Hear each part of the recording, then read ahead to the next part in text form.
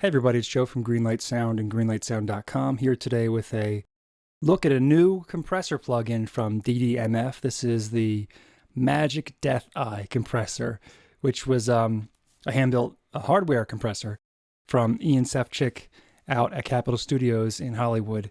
And Ian's a mastering engineer at Capitol Studios, and they use this in their mastering suite.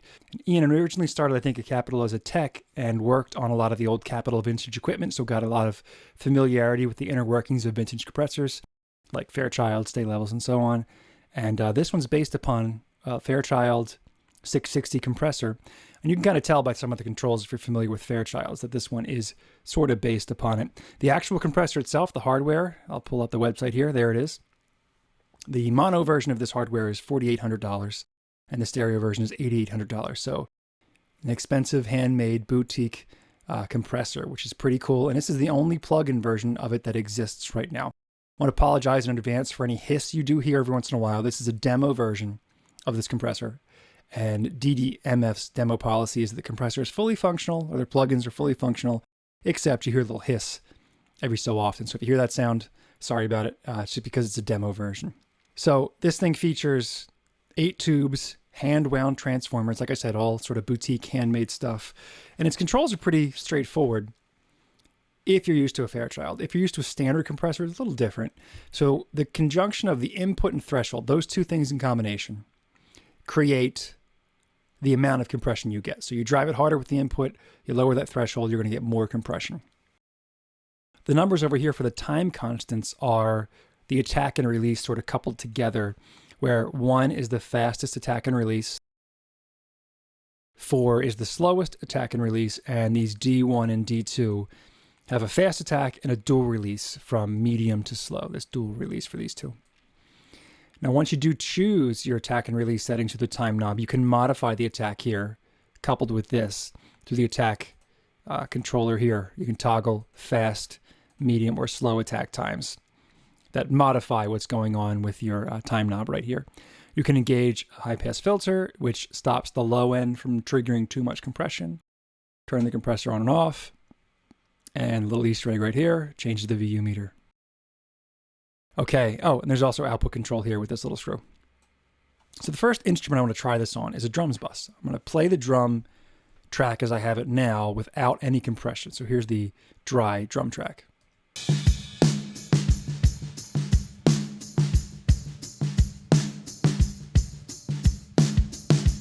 So now what I'm going to do is engage the compressor, and here it is with compression.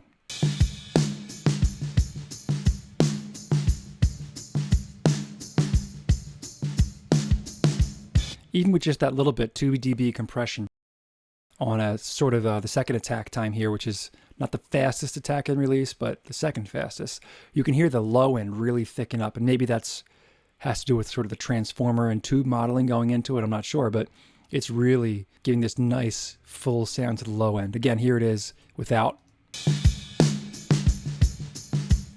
and with.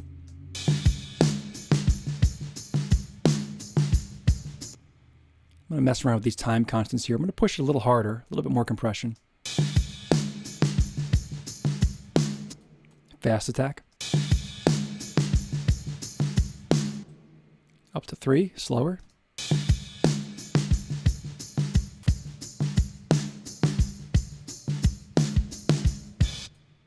4.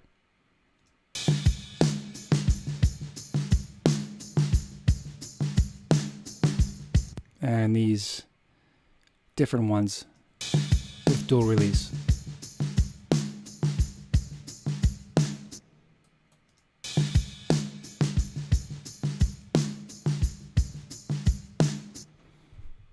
These are really good for long-term dynamic changes. You can see how slow the VU meter even is in recovery here, much like a Fairchild that has like a 10-second recovery time on some of its settings. This really levels things off over here. I'm going to go to the fast attack and release time here, but now I'm going to modify it by putting the attack here to slow. I'm going to engage the filter too. Without. With. So things really thicken up there. Very cool. The next instrument I'm going to hear it on is actually going to be an instrument group. I want to hear this on acoustic guitar. Acoustic guitars are notoriously difficult to compress because they're such a dynamic instrument. You don't want to crush all the tone out of the instrument by overdoing it with compression. So in this case, it's an acoustic guitar bus, and I chose a Fairchild, which gives a nice smooth compression on this one. So here is the sound of the acoustic guitar bus as is with Fairchild compression.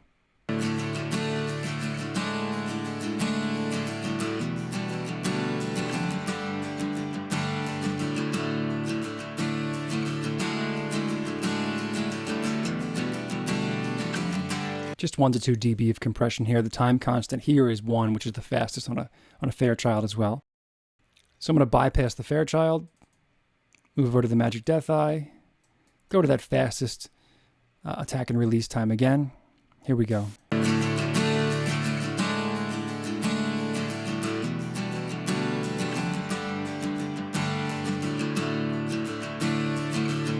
Without compression.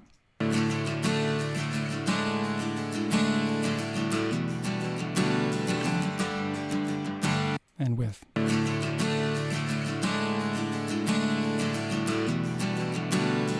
going to change the time constant, go a little slower.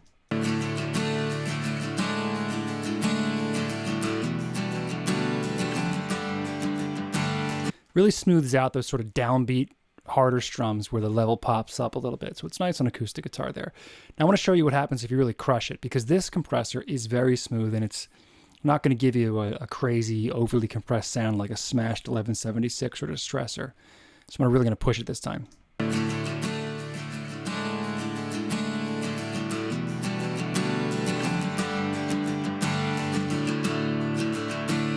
So you can hear even slamming the compressor, you're just not getting the typical crushed sound. It's still sort of smooth. You hear some artifacts of the heavy compression, but you don't hear like a smashed sound out of it. So very smooth.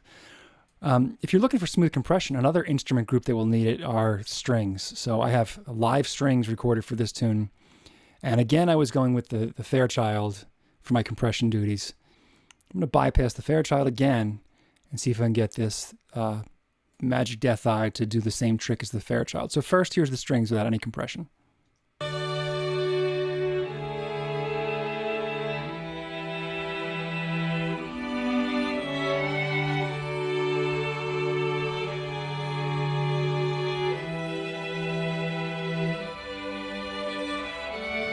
Get the idea. Very nice sounding already. So for this one, I think I'm going to start with these dual release times because I just want to smooth things out here and not hear a lot of pumping compression. I'm going to engage the filter here, keep it on medium attack, and then just adjust the threshold. I just want a couple dBs of a compression here.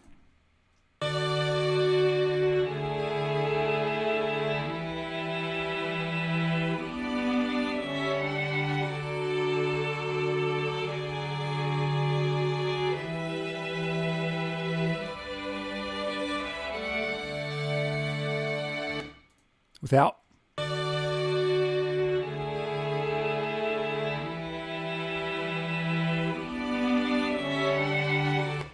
With.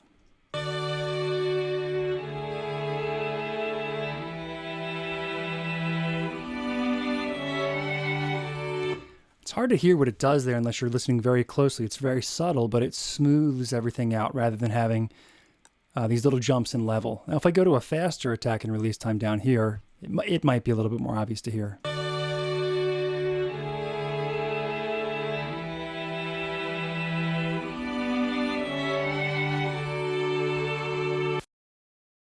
It just does a really nice job of sort of riding out those changes in level rather than very drastic pumping compression. Just a nice, smooth, level control, which is really cool in this situation. I'm going to bypass that one for now. The next group I want to hear it on, well, not group, but actually solo instrument here, is going to be our lead vocal part. Lead vocals, just like acoustic guitar, can be tough to compress because it's such a dynamic element. The voice is just, very dynamic in terms of volume level. So for the lead vocal, what I tend to do is have multiple compressors stacked. So what I did in this case is I had a Distressor, sort of catching the transients at first, smashing things a little bit. I have it turned off now so I don't hear it mixed in with Magic DeathEye. I took an LA2A, which the opto compression kind of smooths everything out. And this one again is disengaged right now, but let's see if we can get a good sound with this Magic DeathEye on vocal. Here is the dry vocal without the Magic DeathEye. Changes time into a spineless curve, turned on a dime, away from what was preserved. Now let's add some compression here. Keep it on that 2 time constant. Changes time into a spineless curve. You can really slam it there. Here's without. Changes time into a spineless curve. And with. Changes time into a spineless curve. What you're not hearing in the vocal is a ton of coloration coming from the compressor. So you're not hearing some obvious tonal changes, which is nice. It's not what you're looking for all the time. You don't want the compressor always to change the tonal response of the individual elements you're putting it on, but it's just kind of balancing things out. Where I think this compressor really shines is in what it's originally designed for here, which is mix bus duties. Normally on the mix bus, what I've been using a lot lately is the BX Townhouse bus compressor from Brainworks, which is an SSL mod, and it's been giving me some really nice tones, and I use that in conjunction with a Fairchild. The Fairchild I actually don't get any compression out of. I just use it for tone, and then use this for a few dB of gain reduction. But let's try it, the Magic DeathEye. So here's the full mix now, without any mix bus compression. I'm going to turn off the BX Townhouse. The Magic DeathEye is off. Here it is, no compression. Changes time into a spineless curve, turned on a dime, away from. So now I'm going to engage the plugin. I'm going to dial in some compression. Really for mix bus duties, I'm looking for the first half of the VU meter, from 0 to -3 dBs of gain. I really don't want to push it much past that for mix bus. Changes time into a spineless curve. Right off the bat, what I hear is the low end really fill out. I mean, a lot of that bottom kick and bass sound comes through much fuller just by running through this compressor. Again, without, listen specifically for the low end, without. Changes time And now with. changes time into a spineless curve. I'm going to change the time constant. Changes time into a spineless curve. Without. Turned on a dime, away from what was preserved. With. Lost in my mind is a shallow reserve, which you got And lost. again, you can crush it. Changes time into a spineless curve. And overdo it, it really doesn't sound completely overdone. This one's hard to mess up, honestly. It's hard to dial in a really bad sound other than level changes here not matching up. Everything else would be hard to get a bad sound out of it. So again, here it is, the Magic DeathEye Compressor from DDMF. If you want a nice, transparent mastering style compressor that's not going to give you a lot of special effects out of it, but does the job that it needs, add some nice transformer weight to it, some nice level riding and dynamic control, this one's a good one, so check it out.